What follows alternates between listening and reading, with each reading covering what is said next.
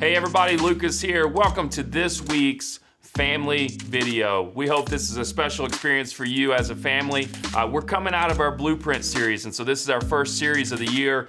We're very expectant for this series, and so why the Blueprint series? Because this week is kind of the overview in the first one. So my take on it is nobody builds something or starts something without a blueprint, without a plan.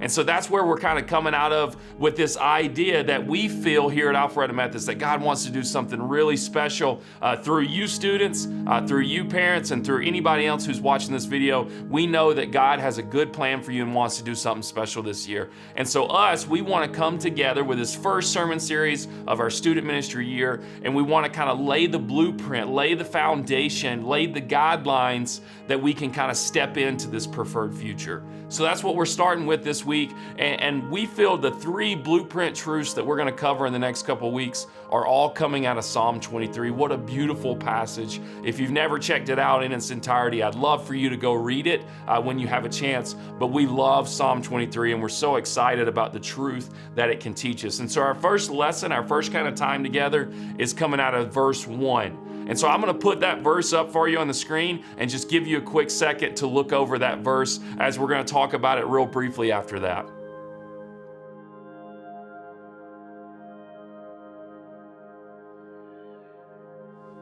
I hope you love that verse as much as I do. It's a beautiful verse, and I have a couple of quick thoughts for you. First thought being, the Lord, our God, is deeply personal with us and present with us. This whole psalm is present tense.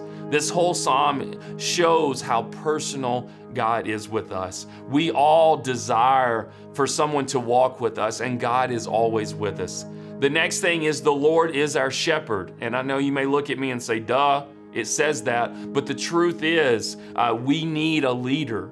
We are sheep. Sheep need a shepherd, and we need a God. We need a leader. We need a provider in our lives, and the Lord is that figure. And then lastly, I just kind of alluded to it, but the Lord is our provider.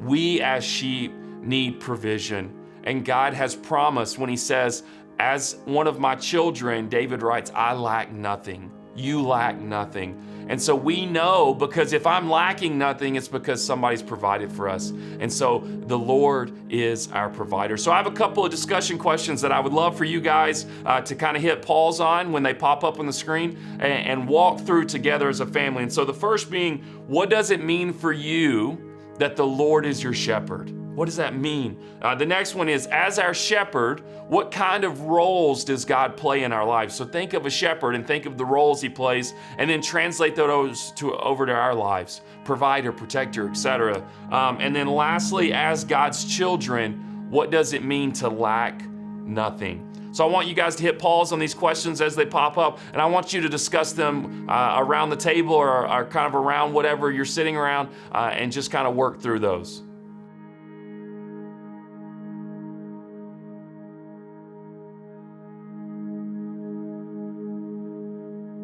I hope that discussion time was meaningful for you guys, and I hope you guys are really coming around the truth that God is your shepherd and you lack nothing. And so now I want us to transition to a time of prayer, and I want to give you a prompt that you as a family can pray together.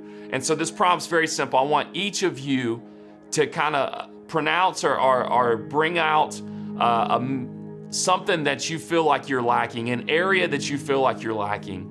And I want you guys to gather those areas and then pray specifically for God's provision in those areas. Because God has promised in this verse that as his children, as his sheep, you lack nothing. So gather those thoughts, go around the table and get those, and then pray over those specifically. And so I'm going to end the video here. We're going to pop that prayer prompt up, and you can pray through that. But I just want to say I hope this was meaningful for you guys. I hope the prayers are meaningful for you guys, and we'll see you next time.